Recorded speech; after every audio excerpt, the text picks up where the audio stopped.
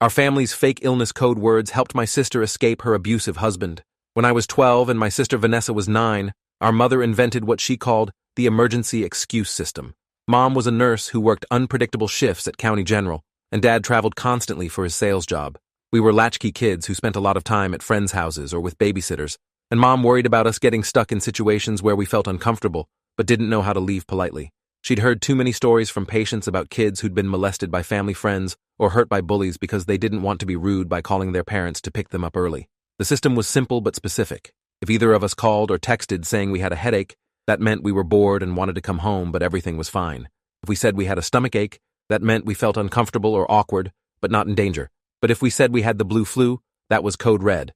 Blue flu meant we were scared, we felt unsafe, we needed extraction immediately with no questions asked. Mom promised that if we ever used blue flu, she'd drop everything and come get us within 30 minutes, no matter what. She wouldn't ask why until we were home and safe. She wouldn't be mad. She wouldn't make us explain ourselves to whoever we were with. We practiced it religiously for years. Mom would quiz us randomly over breakfast. What do you say if you're at a sleepover and the older brother is making you uncomfortable? Vanessa would immediately respond, I'd text that I have the blue flu. Dad got involved too, drilling us on scenarios during long car rides. What if a coach asked you to stay after practice alone? What if an adult offered you a ride home and something felt wrong? What if a friend's parent was drinking and wanted to drive you somewhere? Blue flu, blue flu, blue flu. The phrase became so embedded in our family vocabulary that we started using it as shorthand for any situation that felt dangerous or wrong. Vanessa used it 3 times growing up. Once when she was 10, and a friend's teenage cousin kept trying to get her alone in the basement. Once when she was 13, and got invited to a party where kids were doing drugs. Once when she was 16, and her date tried to pressure her into going to a hotel instead of the movie they'd planned. Each time, Mom or Dad showed up within the promised 30 minutes. No questions asked in front of others, full debriefing once we were safe at home. The system worked perfectly because it gave us power to leave situations without having to articulate why or defend our instincts to people who might dismiss our fears. By the time Vanessa was 28 and I was 31, we'd mostly forgotten about the emergency excuse system. It had become one of those childhood things we'd joke about occasionally when reminiscing about Mom's overprotective parenting. Vanessa had been married to Grant Holloway for 3 years, and from the outside, everything looked perfect. He was a corporate attorney at a prestigious firm. They had a beautiful house in an expensive suburb. Vanessa had quit her job as a graphic designer to focus on starting a family. Grant was charming and successful, the kind of guy who remembered everyone's names at parties and always picked up the check at restaurants. I'd never particularly liked Grant, but I couldn't articulate why. He was perfectly polite to me, always asked about my work as a high school history teacher, sent thoughtful gifts on birthdays, but something about him felt performative, like he was always aware of his audience and adjusting his behavior accordingly. Vanessa seemed happy, though, posting photos on social media of their vacation to Italy and their remodeled kitchen. When I'd see them at family dinners, Grant would have his arm around her waist, finishing her sentences, laughing at her jokes. Mom and Dad loved him, thrilled that Vanessa had found someone stable and financially secure. The first text came on a Friday evening in September. I was grading papers at my kitchen table when my phone buzzed with a message from Vanessa. Hey, not feeling great. Think I might have the blue flu. Need to rest this weekend. I stared at the screen, my brain taking several seconds to process what I was reading. Blue flu. The phrase we hadn't used in over a decade. The emergency code that meant danger, fear, immediate help needed. I called her immediately, but the phone went straight to voicemail. I tried 3 more times with the same result. I texted back, Are you okay? Do you need me to come over? The response came fast. Can't talk now. Grant home. We'll explain later. Just needed you to know. My hands started shaking as I reread the messages. She'd used the code deliberately, making sure I understood this wasn't a casual reference to childhood memories. She was telling me she was in danger, but she couldn't communicate freely because Grant was monitoring her. I wanted to drive to their house immediately, but something stopped me. If Vanessa was in a situation where she couldn't speak freely, showing up unannounced might make things worse.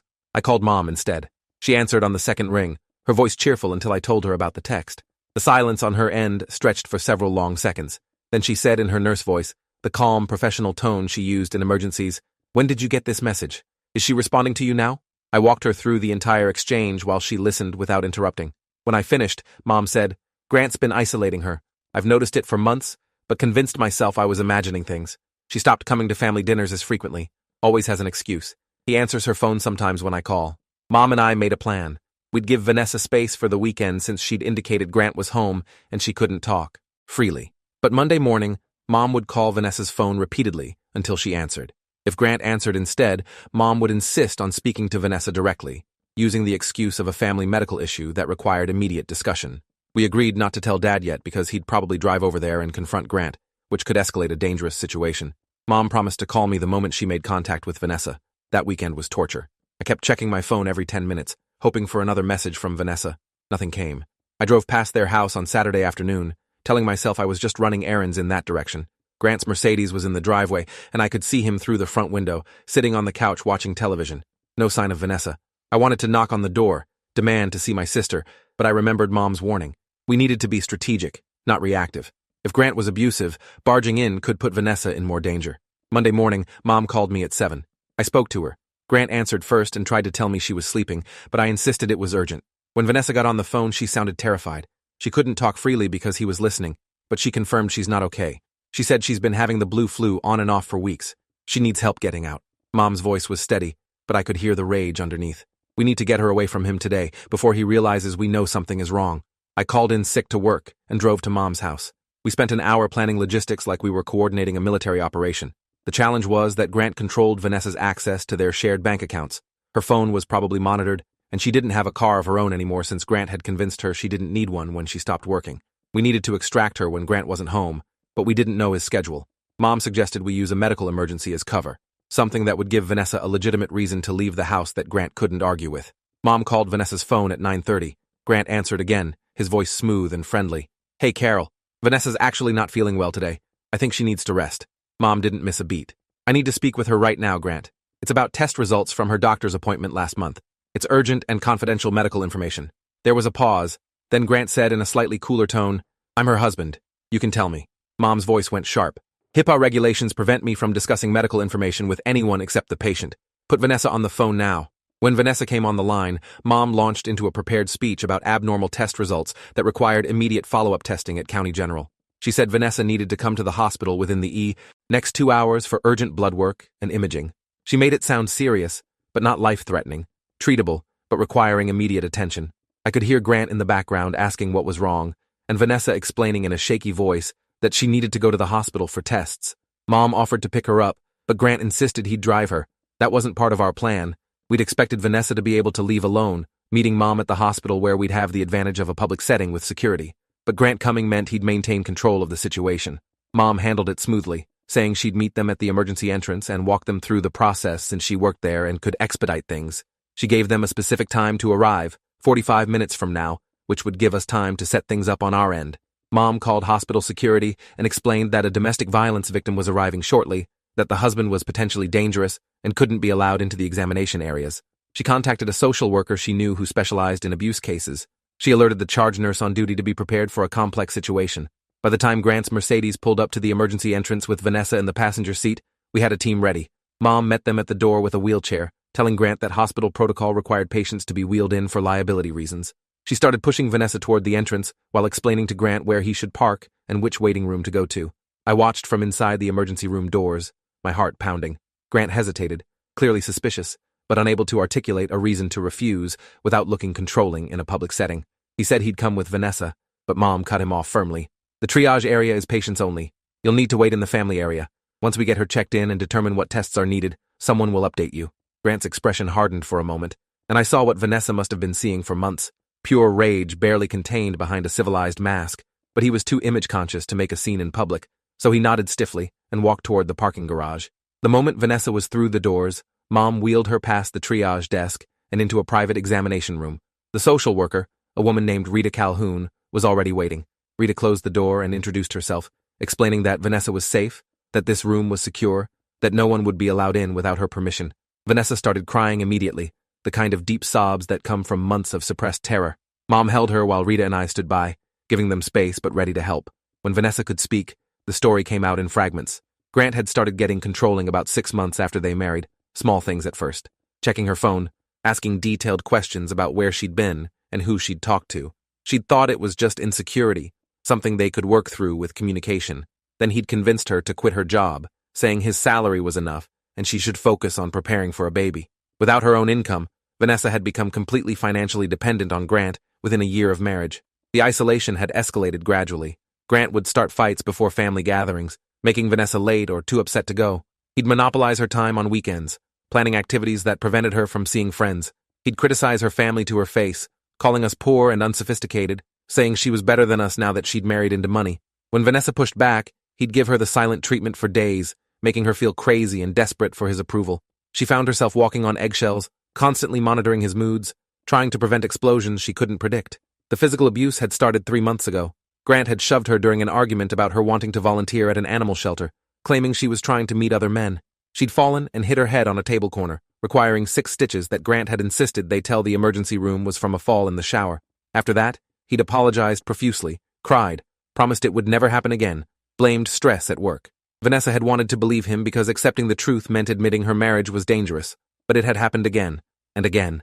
Grant had slapped her for burning dinner, punched her in the stomach for checking her phone when he was talking, twisted her arm behind her back until something popped when she'd suggested they visit our parents.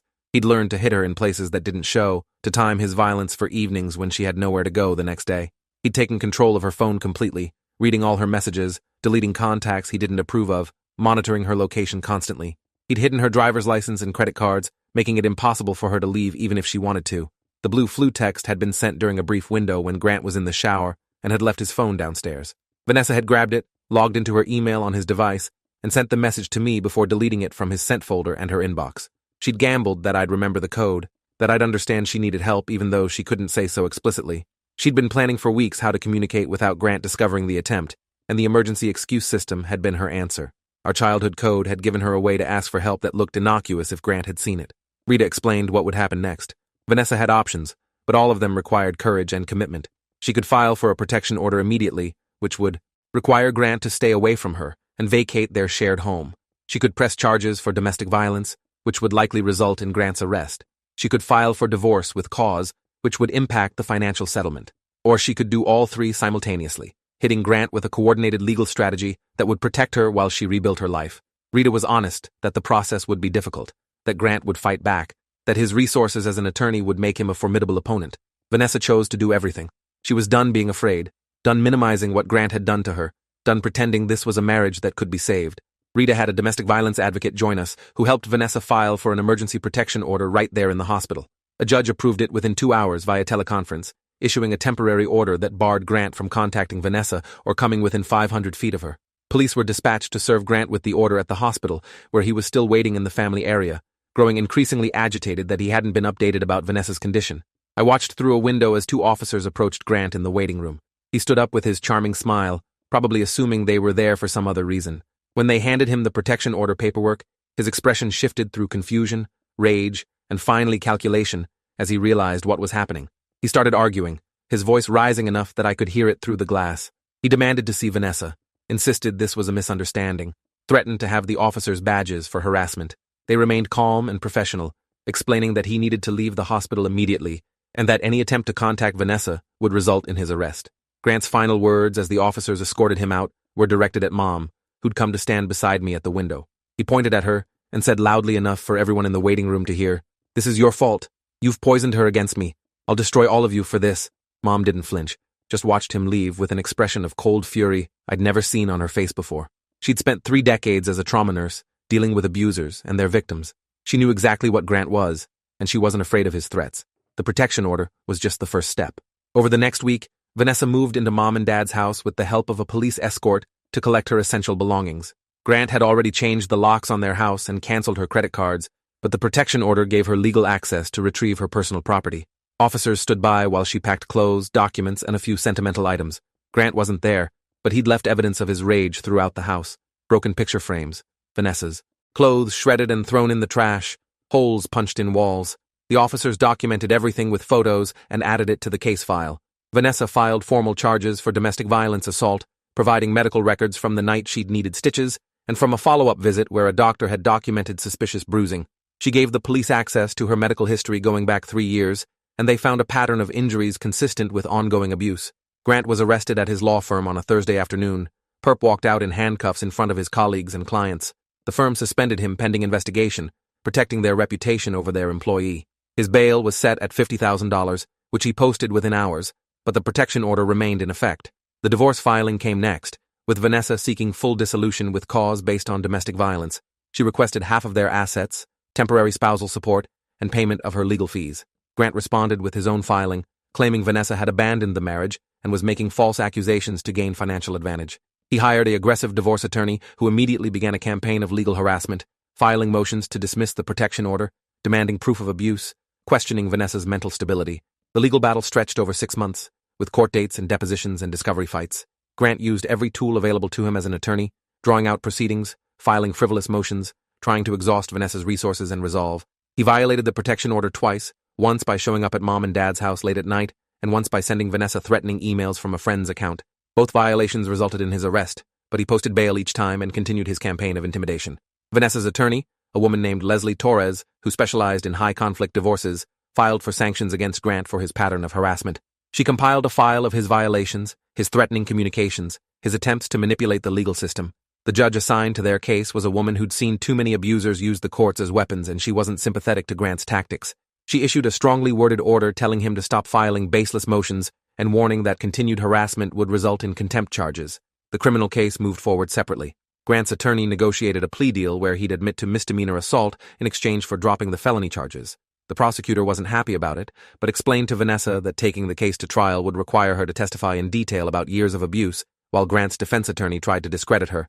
The plea would give Grant a criminal record and mandatory anger management counseling, plus 2 years probation. It wasn't the justice Vanessa deserved, but it was more than many domestic violence victims got. Grant's life unraveled in other ways. His law firm fired him after the criminal conviction, citing moral turpitude clauses in his employment contract. His reputation in the legal community was destroyed as word spread about the domestic violence allegations. Friends who'd socialized with them as a couple quietly distanced themselves, not wanting to be associated with someone accused of abuse. Grant's parents, who'd initially defended their son, eventually saw the evidence and stopped supporting him financially. He was forced to sell their house to pay legal bills and his half of the divorce settlement. The final divorce hearing happened on a cold morning in March, 9 months after Vanessa had sent that blue flu text. Grant sat across the courtroom looking diminished, his expensive suit hanging looser on a frame that had lost weight from stress. Vanessa sat straight and calm, flanked by Leslie and surrounded by our family. The judge reviewed the settlement agreement that had been negotiated through their attorneys, split the assets evenly, awarded Vanessa temporary spousal support for 3 years, and granted the divorce. She also made the protection order permanent, meaning Grant could never contact Vanessa again without risking immediate arrest. As we left the courthouse, Grant tried one final manipulation. He called out to Vanessa, his voice breaking, saying he was sorry and he still loved her, and couldn't she give him another chance? Vanessa stopped and turned to face him, and I saw the woman she'd become over the past months. Stronger, clearer, no longer afraid. She said in a voice loud enough for everyone on the courthouse steps to hear, "You never loved me. You loved controlling me, and I'm never giving you that power again." Then she walked away, without looking back, surrounded by people who actually loved her. Vanessa rebuilt her life, piece by piece. She moved into a small apartment, got a job at a marketing agency, started therapy twice a week to process the trauma. She reconnected with friends Grant had isolated her from, joined a support group for domestic violence survivors, and began volunteering with an organization that helped other women escape abusive relationships. She cut her hair short, got a tattoo on her wrist that said "Blue Flu" in tiny letters as a reminder that she'd saved herself, that she'd found a way to ask for help when she couldn't speak freely. The emergency excuse system took on new meaning for our family. Mom started teaching it to her patients at the hospital, giving women and children a tool they could use to signal for help. She created wallet cards with the codes written as innocent-looking shopping lists or appointment reminders, something people could keep without arousing suspicion from their abusers. She partnered with a local domestic violence shelter to train advocates on how families could develop their own code systems, emphasizing that these tools needed to be established before crisis situations arose.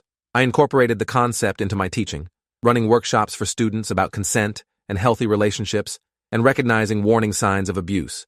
I taught them that everyone should have a way to signal for help when they can't speak freely, whether that's a code word with family or a gesture with friends. I told them Vanessa's story, with her permission, about how a silly childhood system had saved her life when nothing else could. The students listened with an intensity I rarely saw in teenagers, understanding instinctively that this information might one day be critical. Vanessa started dating again 2 years after the divorce, moving slowly and carefully with strong boundaries. She had a list of red flags she watched for, deal breakers she wouldn't compromise on. The first time she brought someone to family dinner, we all held our breath, watching to see if she'd chosen well. The guy was nervous, but genuine, respectful without being obsequious, interested in Vanessa's opinions without trying to dominate conversation. When he excused himself to use the bathroom, Vanessa caught my eye across the table and gave a small smile. No blue flu. Everything was fine.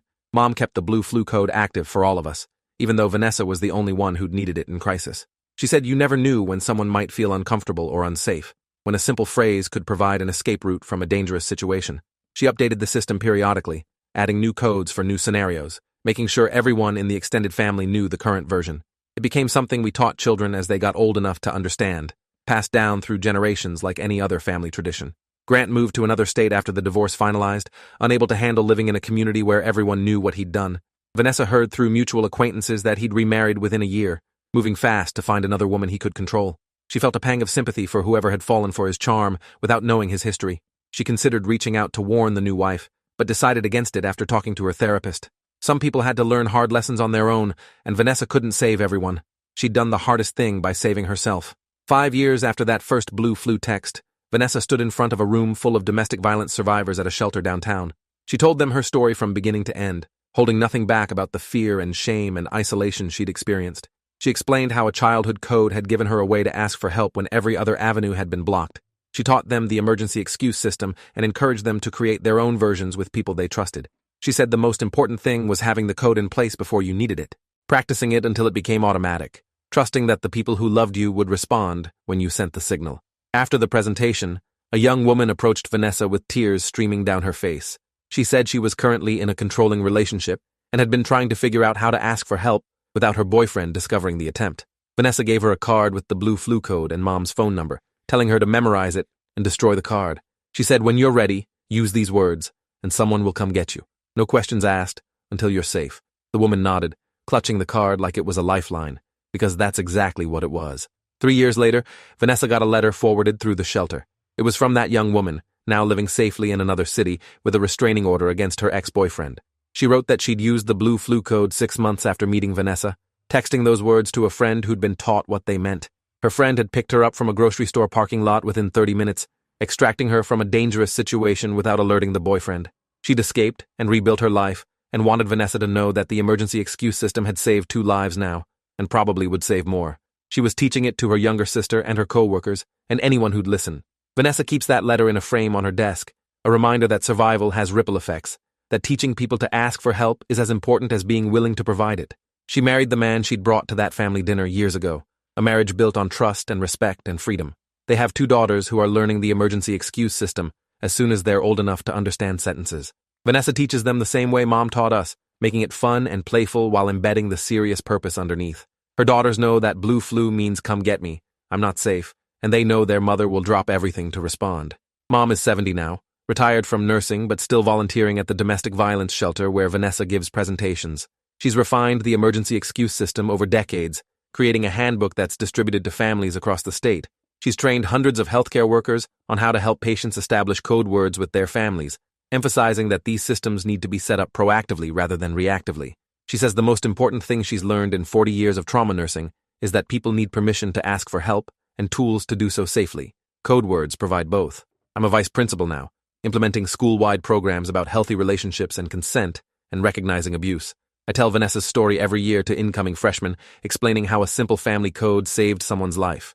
I teach students to develop their own safety plans with trusted adults, to establish check-in systems with friends, to trust their instincts when something feels wrong.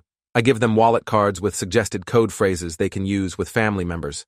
I make it clear that asking for help isn't weakness, it's survival. The emergency excuse system has become bigger than our family now, spreading through community networks and social services organizations. Mom's handbook has been translated into 12 languages and distributed nationally through domestic violence programs. Vanessa has been interviewed by news outlets about her experience, always emphasizing the practical tool that saved her rather than dwelling on the trauma. She wants people to walk away knowing they can create their own versions, adapted to their own families and circumstances, embedded in their own daily vocabulary. Grant died 3 years ago, a heart attack at 51. Vanessa got a notification because she was still listed as his emergency contact in some old paperwork. She felt nothing when she heard, not satisfaction or grief or relief. He'd become irrelevant to her life, a chapter closed and archived, no longer taking up emotional space. She didn't attend his funeral. She'd already mourned the man she'd thought she'd married, the person who'd never actually existed beneath Grant's carefully constructed facade. Sometimes I think about that Friday evening when I first received the blue flu text, how close we came to missing the signal. If Mom hadn't drilled those codes into us so thoroughly that they became second nature, if Vanessa hadn't remembered them in her moment of desperation, if Grant had been watching more carefully when she'd grabbed his phone, if I'd dismissed the text as a random reference to childhood memories instead of recognizing it as a cry for help, any of those small differences could have changed everything. But we'd practiced. We'd made the codes automatic. We'd promised each other we'd respond without hesitation. And when the moment came, the system worked exactly as designed. A silly childhood game became a lifeline, A playful phrase became an escape route. A mother's overprotective invention became the thing that saved her daughter's life. That's why we still teach it, still drill it, still make sure every person in our extended family knows that blue flu means drop everything and come get me. Because you never know when someone you love will need a way to ask for help without speaking the words aloud, and having that tool already in place might be the difference between trapped and free. Thanks for watching till the end. Make sure to subscribe and like to not miss the next story.